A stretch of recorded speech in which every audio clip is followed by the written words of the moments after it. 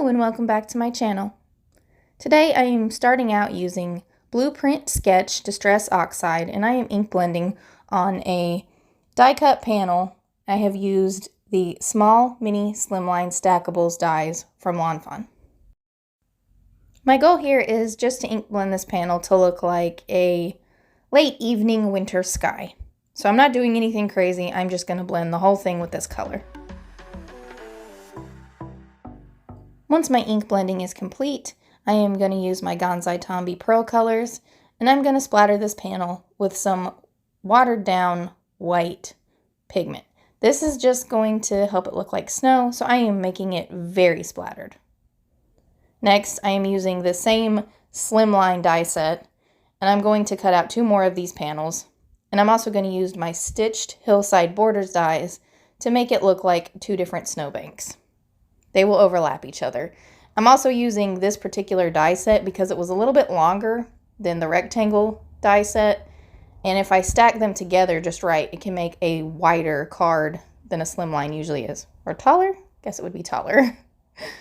For my snow, instead of keeping it plain white, I am using some shaded lilac, and I'm just lightly ink blending from the bottom up just to give a little bit of variation, and also because it's supposed to be kind of dark outside, I wanted my snow to look a little less crisp white. For my images, I'm using Tiny Winter Friends, I am using Winter Village, and Village Shops. For my color palette, I'm keeping it fairly simple.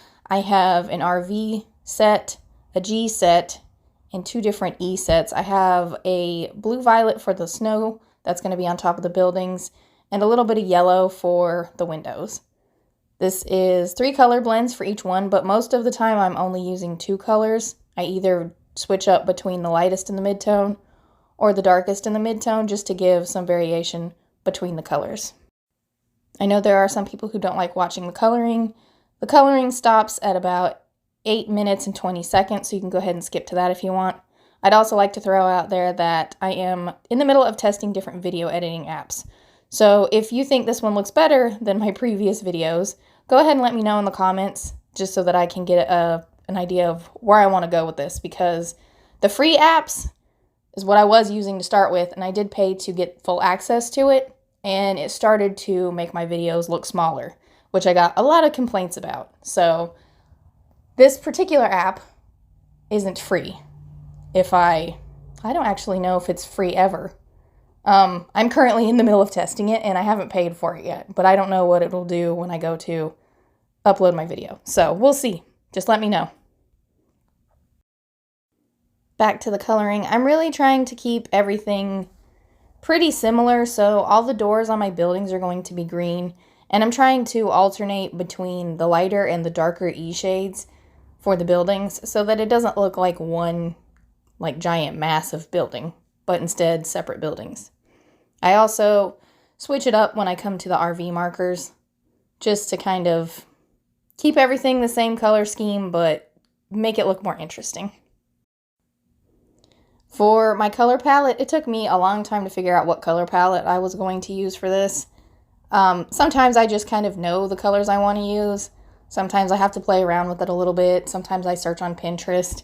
I struggled with this, and I think partially that's due to the fact that I'm coloring buildings. I don't know why. I have a really hard time coloring buildings.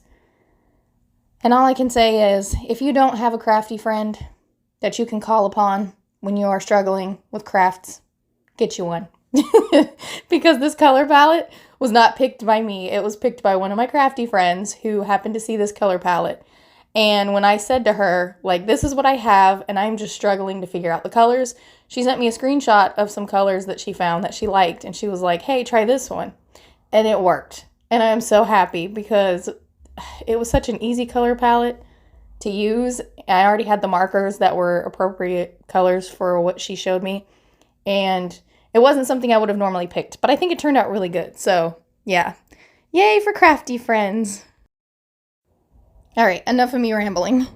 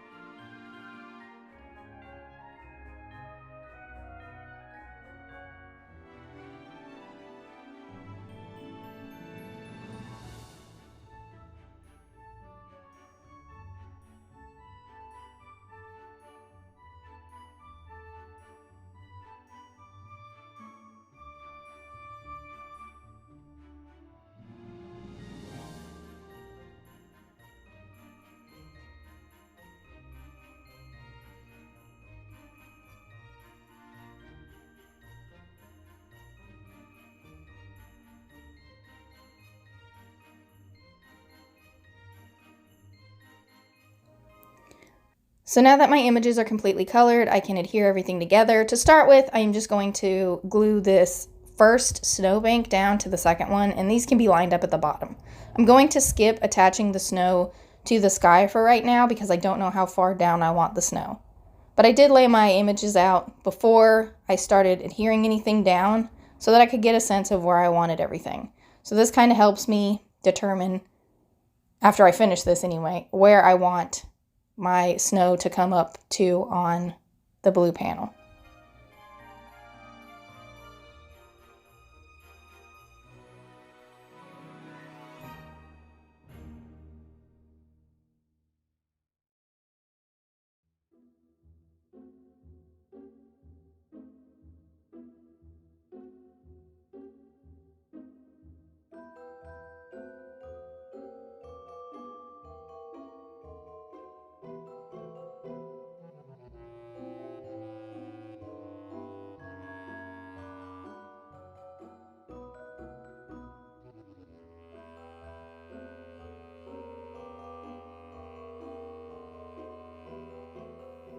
Now that I've attached everything together, I can go ahead and trim this one building off. I wanted it to extend past the end of the card a little bit just to make it look more like a full scene.